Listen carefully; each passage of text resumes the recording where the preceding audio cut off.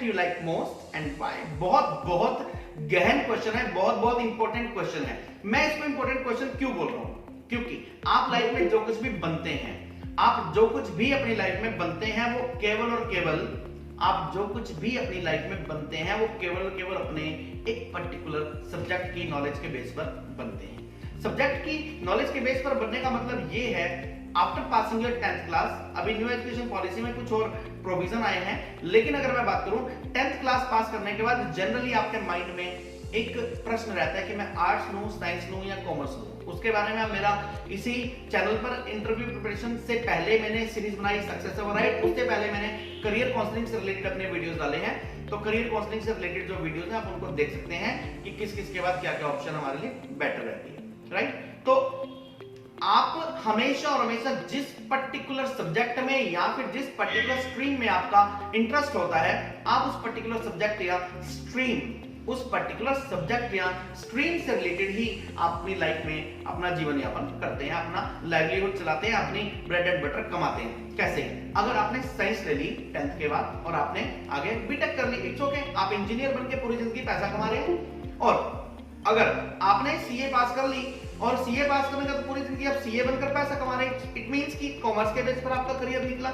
अगर आप आर्ट्स ली और आपने टीचिंग को चुना, टीचिंग में आपने एक पर्टिकुलर सब्जेक्ट चुना, टीचिंग में आपने एक पर्टिकुलर सब्जेक्ट चुना, जैसे मैंने इंग्लिश को चुना, मैंने ओवरऑल स्टडी इंग्लिश में की। हालांकि मेरा कुछ और फील्ड में भी इंटरेस्ट था, लेकिन मैंने उसके साथ साथ मिलते जुलते कुछ सब्सिडरीज, कुछ और भी कोर्सेज किए, भले ही वो पर्सनालिटी डेवलपमेंट से रिलेटेड हो, बॉडी लैंग्वेज से रिलेटेड हो, बिजनेस से रिलेटेड हो। हालांकि मेरा एलएलबी में इंटरेस्ट था, मैंने वो भी की, ठीक है, लेकिन मैंने अपना करियर ओवरऑल इंग्लिश में बनाया। तो ये बहुत ही महत्वपूर्ण क्वेश्चन है हमारा इंटरव्यू के लिए। It's really one very very asked question for our interview कि हमारा फेवरेट सब्जेक्ट क्या है।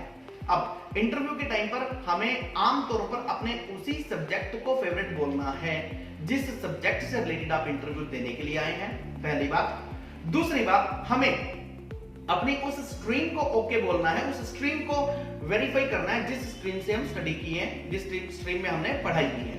अगली बात, जब भी हमारे से एक क्वेश्चन पूछा जाए कि which is your favourite subject, तो वो सब्जेक्ट तो आप बोलेंगे ही बोलेंगे, लेकिन एक बात हमेशा याद रखिए कि उस सब्जेक्ट के बारे में बोलते समय ये बात जरूर अपने माइंड में वेरीफाई कर ले कि आपको उस सब्जेक्ट की नॉलेज भी है या नहीं।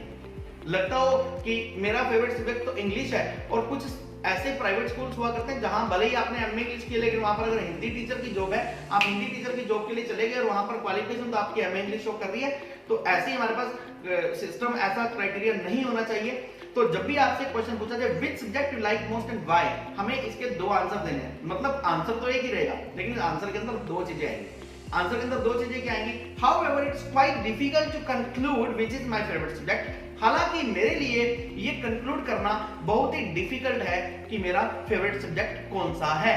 यानी आपने यहाँ पर ये कह दिया, कहने का मतलब ये निकला कि हाँ, मैं तो सभी सब्जेक्ट पढ़ता हूँ और सभी के सभी सब्जेक्ट्स मेरे फेवरेट हैं, और मेरे लिए बहुत डिफिकल्ट है कि मैं ये कंक्लूड करूं कि मेरा फेवरेट सब्जेक्ट कौन सा है, कि मैं कंक्लूड करूं कि मेरा फेवरेट सब्जेक्ट कौन सा है। Yet I like dash. अब ये डैश बहुत इंपॉर्टेंट है, यहां पर आपको वही लिखना है जो आपका फेवरेट सब्जेक्ट है। येट आई लाइक डैश, फिर भी मैं इस पर्टिकुलर सब्जेक्ट को लाइक करता हूं। कैसे? Yet I like English, yet I like English. हर कोई सब्जेक्ट मेरा अच्छा है, हर कोई सब्जेक्ट मेरा फेवरेट है। हम क्यों इंटरव्यूअर को दिखाएं कि हम और सब्जेक्ट्स में वीक थे? हम क्यों इंटरव्यूअर को दिखाएं कि उमेश थोड़ा मैथमेटिक्स में वीक है? हम क्यों इंटरव्यूअर को दिखाएं? हम केवल और केवल उसको दिखाएं, हाँ, मेरे तो सारे सब्जेक्ट ठीक थे, सारे ही मेरे लिए अच्छे सब्जेक्ट है, लेकिन मेरा फेवरेट सब्जेक्ट ये है because it has been my favourite subject since childhood. वो आपसे क्वेश्चन भी पूछ सकता है इंटरव्यूअर कि ये आपका फेवरेट सब्जेक्ट क्यों है। हालांकि कुछ ऐसे सब्जेक्ट्स हुआ करते हैं जिनके लिए आप अलग अलग आंसर्स दे सकते हैं। जैसे आप ये बोल सकते हैं mathematics is my favourite subject because there is no need to learn anything, there is no need to cram anything, we have to just solve the problems. Mathematics मेरा फेवरेट सब्जेक्ट है क्योंकि इसके अंदर हमें कुछ याद नहीं करना पड़ता, रट्टा नहीं मारना पड़ता, क्रैमिंग नहीं करनी पड़ती।